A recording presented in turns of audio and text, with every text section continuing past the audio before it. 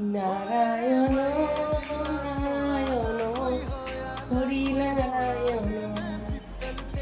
দুধ এসে গেছে, গ্রামের খাঁটি দুধ।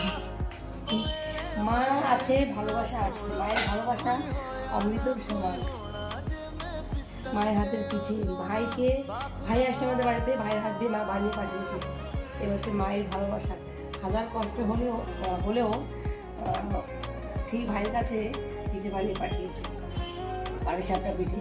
এর আগের বার দুধপুলি, তারপরে ভিজনো পিঠে খেয়েছি।